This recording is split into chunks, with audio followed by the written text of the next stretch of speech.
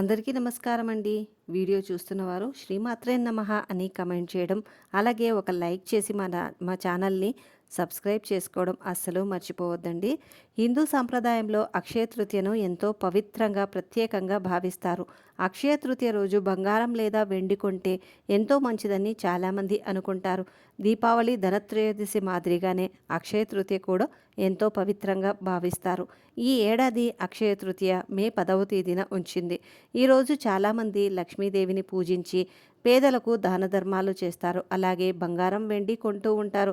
ఈరోజు ఆడవారికి బంగారం అంటే ఎంత ఇష్టమో అందరికీ తెలుస్తుంది. బంగారు నగలు ధరించి ఎంతో మురిసిపోతూ ఉంటారు. చాలామంది బంగారాన్ని ధరించడానికి సాంప్రదాయంగా భావిస్తూ ఉంటారు. అందుకు మంచి రోజు చూసుకోవడానికి ఇష్టపడుతూ ఉంటారు. అక్షయ తృతీయ అనగానే బంగారం కొనుగోలు చేయడానికి ఆసక్తి చూపిస్తూ ఉంటారు. ఎందుకంటే అక్షయ తృతీయ శుభకరమైన రోజుగా భావిస్తూ ఉంటారు. ఈరోజు బంగారం కొంటే చాలా మంచిదని విశ్వసిస్తూ ఉంటారు. అక్షయ తృతీయ అనగానే బంగారం కొనాలని, అలా చెయ్యకపోతే పాపం ఏదో అనుకుంటున్నట్టుగా ఇటీవల కాలంలో పాపం ప్రచారం బాగా జరుగుతోంది. కానీ అది ఏమాత్రం నిజం కాదు. ఆ రోజు బంగారం, వెండి, విలువైన వస్తువులు కొంటే వృద్ధి చెందుతాయని చాలామంది నమ్మి కొంటూ ఉన్నారు. అక్షయ తృతీయ రోజున బంగారం కొనాలని శాస్త్రాలలో ఎక్కడా కూడా చెప్పలేదు. ఇదంతా కూడా వ్యాపారాలను పెంచుకునేందుకు కొందరు చేస్తున్న ప్రచారమే అనే అభిప్రాయాలు కూడా ఉన్నాయి. పైగా కలిపురుషుడి 5వ నివాస స్థానాలలో బంగారం ఒకటని శాస్త్రం చెబుతోంది. అందుకే అక్షయ తృతీయ రోజున బంగారం కొనడం కంటే దానం చేయడం ఉత్తమమని పండితులు చెబుతూ ఉన్నారు. అక్షయ తృతీయ శ్రీ మహావిష్ణువు మరియు లక్ష్మీదేవి అమ్మవారికి సంబంధించిన పర్వదినం. అందుకే లక్ష్మీ స్వరూపమైన స్వర్ణాన్ని అంటే బంగారాన్ని కొంటారు. ఈ రోజున కేవలం బంగారం మాత్రమే కాదు, ఏదైనా కొనవచ్చు. బంగారం కొనకపోయినా లక్ష్మీ స్వరూపమైనటువంటి ఉప్పును కొంటే తప్పక లక్ష్మీ కటాక్షం లభిస్తుంది. అక్షయ తృతీయ రోజు పుణ్యాలే కాదు, చేసిన పాపాలు సైతం అక్షయమవుతాయి. ఈ పర్వదినం రోజున ఏ కొత్త కుండలో కానీ కూజాలో కానీ మంచినీరు పోసి దాహతులకు అంటే దాహంతో ఉన్నవారికి శ్రద్ధతో సమర్పిస్తే విశేష ఫలితం దక్కుతుంది. ఆకలితో ఉన్నవారికి పెరగన్నముతో కూడిన భోజనం పెడితే జన్మజన్మలకు ఆకలి బాధలు లేకుండా పోతాయి. వస్త్రాలు, గొడుగులు, చెప్పులు, విసనకర్రలు దానం చేస్తే చాలా మంచి ఫలితాలు పొందుతారు. అర్హులకు స్వయం పాకం, దక్షిణ, తాంబూలాదులు సమర్పిస్తే వచ్చే జన్మలో ఎలాంటి లోటు రాకోకుండా ఉంటుంది. గోధుమలు, పప్పు దినుసులు సైతం ఈరోజు దానం చేయవచ్చు. ఈ అక్షయ తృతీయ తెల్లవారుజామున గోమాతను పూజ చేయడం వల్ల విశేషమైన ఫలితాలు లభిస్తాయి. గోమాతలో దేవతలందరూ కూడా ఉంటారు కాబట్టి అరటిపండు ఆహారంగా పెట్టడం చాలా మంచిది. ఆకలితో అలమటించే వారికి అక్షయ తృతీయ రోజున అన్నదానము చేస్తే ముక్తి లభిస్తుంది. వారికి మరో జన్మ ఉండదు. ప్రతిరోజున వస్త్రాలను దానం చేస్తే చంద్రుడు ప్రసన్నుడై సకల సంపదలను ఇస్తాడు. దీంతో పాటు బెల్లం, నెయ్యి, పరమాన్నం కూడా దానము చేస్తే మరింత ఫలితం కలుగుతుంది. ఈ అక్షయ తృతీయ రోజు ఇంట్లోనే ఆడవారు అనగా ఇంటి ఇల్లాలు కొన్ని పనులు తప్పక చేయాలి. అవి ఏమిటంటే, ముందుగా అక్షయ తృతీయకు భర్తలను బంగారం కొనమని అడగవద్దు. ఎందుకంటే ముందు చెప్పినట్లుగా, అంటే ఇప్పుడు మనం ఈ వీడియోలో చెప్పుకున్నట్టుగా ఈరోజు బంగారం కొనాలని ఏ పురాణాలు చెప్పలేదు. కాబట్టి భర్తలను బంగారం కొనమని ఇబ్బంది పెట్టవద్దు. ఒకవేళ భర్తలు కొంటే కొనిపించుకోండి, లేదంటే వదిలివేయండి. అంతేకాని అప్పు చేసి మాత్రం అస్సలు కొనవద్దు. స్తోమత లేని వారు అప్పు చేసి కొంటూ ఉంటారు. ఇలా చేయడం కూడా చాలా తప్పు. వారిని ఇబ్బంది పెట్టవద్దు. ఈ పవిత్రమైన రోజున స్త్రీలు ఉదయం సూర్యోదయానికి ముందే నిద్ర లేవాలి. లేచి శుచిగా స్నానము చేసుకొని, అలా స్నానము చేసిన తర్వాత పసుపు రంగు వస్త్రాలను ధరించాలి. అక్షయ తృతీయ రోజు ఆడవారు పసుపు రంగు వస్త్రాలు ధరించడం ఎంతో శ్రేయస్కరం. ఈ రంగులో ఉండే చీర కట్టుకుంటే చాలు, దీర్ఘ సుమంగళి యోగం సిద్ధిస్తుంది, భర్తకు కలిసి వస్తుంది అని పెద్దలు అంటూ ఉన్నారు. ఆడవారే కాదు, మగవారు, పిల్లలు, పెద్దలు అందరూ కూడా అక్షయ తృతీయకు పసుపు రంగు వస్త్రాలు ధరిస్తే లక్ష్మీ కటాక్షం కలుగుతుంది. పసుపు రంగు వస్త్రాలు లేనివారు పింక్ కలర్లో ఉండే దుస్తులను కూడా ధరించవచ్చు. ఇలా ఆడవారు ఉదయమే నిద్రలేచి శుచిగా స్నానం చేసి మంచి వస్త్రాలు ధరించి తర్వాత ఇంటి ప్రధాన గుమ్మానికి పసుపు రాసి కుంకుమ బొట్లు పెట్టండి, తోరణాలు కట్టండి. ఇంటి ముందు చక్కగా బియ్యపు పిండితో ముగ్గు వేయండి. ఇంటికి లక్ష్మీదేవిని ఆహ్వానించేలాగా పరిశుభ్రంగా ఉంచుకోండి. అలాగే ఆడవారు కూడా చక్కగా అలంకరించుకొని ఇంట్లో లక్ష్మీ కుబేరులను పూజించుకోండి, లేదా లక్ష్మీ నారాయణులను పూజించండి.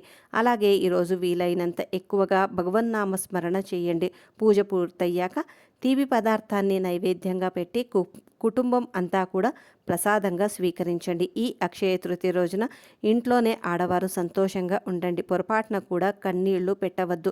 భర్తతో సంతోషంగా గడపండి. అలాగే ఈరోజు అందరూ కూడా మర్చిపోకుండా పసుపు రంగు వస్త్రాలనే ధరించండి లేదా పింక్ కలర్ వస్త్రాలను ధరించండి. ఇలా చేసినట్లయితే లక్ష్మీదేవి యొక్క అనుగ్రహం లభిస్తుంది. సకల శుభాలు కలుగుతాయి. కనుక మీకు కూడా ఈ అక్షయ తృతీయ రోజు ఈ చిన్న చిన్న నియమాలు పాటించి లక్ష్మీ కటాక్షాన్ని పొంది సంతోషంగా జీవించండి. అక్షయ తృతీయ రోజున అవసరం ఉన్నవారికి ఔషధాలను దానం ఇస్తే ఆయుర ఆరోగ్యాలు కలిగి అనారోగ్య సమస్యలు పోతాయని పురాణాలు కూడా చెబుతూ ఉన్నాయి. బియ్యం, వెండి, పంచదార దానం చేయడం వల్ల కలిగే ఫలితాల గురించి ఆదిత్య పురాణంలో చెప్పబడింది. ఈ దానాల వల్ల మీ జీవితంలో ఉండే చంద్రుని యొక్క దుష్ప్రభావాలు తొలగిపోతాయి. వెండి దానము చేస్తే శివుడు సంతోషిస్తాడు. సకల శుభాలు కలిగేలాగా అనుగ్రహిస్తాడట. మామిడి పండ్లు, విసనకర్ర బ్రాహ్మణుడికి దక్షిణతో సహా దానము చేస్తే పుణ్య ఫలితం లభిస్తుంది. తృతీయ రోజున 12 రాశులలో ఎవరైనా సరే, ఏ నక్షత్రం వారైనా, ఏ రాశి వారైనా, ఎవరైనప్పటికీ ఒక మొక్కను నాటితే మీ జీవితం అద్భుతంగా మారుతుందని, లక్ష్మీ కుబేర యోగం కలుగుతుందని పండితులు అంటూ ఉన్నారు. అంతేకాదు అక్షయ తృతీయ రోజు ఈ మొక్కను నాటడం వల్ల మీకు మళ్ళీ వచ్చే సంవత్సరం వరకు, అనగా మళ్ళీ వచ్చే అక్షయ తృతీయ వరకు మీ జీవితం ఎలా ఉంటుందో తెలిసిపోతుంది. మరి అక్షయ తృతీయ రోజు నాటవలసిన ఆ మొక్క ఏమిటో ఇప్పుడు మనం ఈ వీడియోలో తెలుసుకుందాము. వీడియో స్కిప్ చేయకుండా వినండి. అలాగే వీడియోని లైక్ చేయండి. ఇలా ఉంటే అక్షయ తృతీయ నాడు శ్రీ నృసింహస్వామిని పూజిస్తే సకల శుభాలు కలుగుతాయి. అందుకే ఈరోజు పుష్పము, ఫలము భగవంతుడికి సమర్పించిన, దైవనామ స్మరణ చేసిన, చివరికి నమస్కారం చెప్పుకున్న సంపద, పుణ్యఫలం ప్రాప్తిస్తుందని ప్రతీది పురాణాల్లో వేదవ్యాసుడు ఈరోజు మహాభారతాన్ని ఏకీభవించిన విఘ్నేశ్వరుడికి చెప్పడం ప్రారంభించగా ఆయన భారతాన్ని రాయడం మొదలుపెట్టాడు. పాండవులు అరణ్యవాసంలో ఉన్నప్పుడు ధర్మరాజుకు శ్రీకృష్ణుడు అక్షయ పాత్రలు బహకరించాడు. మహాభారతంలో ద్రౌపది వస్త్రాపహరణ జరిగిందని అక్షయ తృతీయ రోజే. ఈ సమయంలో ద్రౌపది శ్రీకృష్ణుని ప్రార్థించగా చీరలను అలా ప్రసాదించి ద్రౌపది మానాన్ని రక్షించాడు. కుబేరుడు అక్షయ తృతీయ రోజున లక్ష్మీదేవిని పూజించి ధనవంతుడు అయ్యాడు. ఇక అక్షయ తృతీయ రోజు ఇంట్లో తులసి మొక్కను నాటితే చాలా మంచిది. అలా నాటిన తులసి మొక్కను చక్కగా పెంచండి. అంటే అక్షయ తృతీయ రోజు చక్కగా బాల్కనీలో లేదా పెరట్లో ఎక్కడైనా సరే ఒక్క తులసి మొక్కను చక్కగా నాటి ఎండ తగిలేలాగా చూసుకోండి. నీళ్లు ఎక్కువగా పోయవద్దు. తగినంత నీరు పోయండి చాలు. శుభ్రంగా ఉండే ప్రదేశంలో ఈ తులసి మొక్కను నాటండి. ఇలా నాటిన తులసి చెట్టుకు ప్రతిరోజు స్నానము చేసిన తర్వాత కొన్ని నీళ్లు పోస్తూ తులసి చెట్టును పెంచుకోండి. ఇలా అక్షయ తృతీయ రోజు తులసిని నాటితే, పెంచితే మీ ఆర్థిక స్థితిగతుల్లో మార్పులు ఏర్పడతాయి. ప్రతి రూపాయిని సద్వినియోగం చేసుకోగలుగుతారు. ఇది వినడానికి చాలా సింపుల్గా అనిపిస్తుంది, కానీ ఆచరిస్తే మాత్రం చాలా మంచి ఫలితాలు కలుగుతాయి. ఒకవేళ ఇలా నాటిన తులసి ఎండిపోతే ఈ సంవత్సరం మీ ఇంట్లో అద్దెకు ఇబ్బందులు ఎదురవుతాయని అర్థం చేసుకోండి. అలా తులసి ఎండిపోతే అంటే నిద్రపోతే ఏం కంగారు పడవలసిన అవసరం లేదు. ముందుగా జాగ్రత్త పడితే సరిపోతుంది. కనుక ప్రతి ఒక్కరూ కూడా ఈ అక్షయ తృతీయ రోజున ఈ విధంగా తులసి చెట్టును నాడండి. ఆల్రెడీ మీ ఇంట్లో తులసి చెట్టు ఉన్నవారు ఈ పరిహారము మరి ఒక్క మారు కూడా చేసుకోవచ్చు. ఎలాంటి సందేహాలు ఇందులో పడాల్సిన అవసరం లేదు.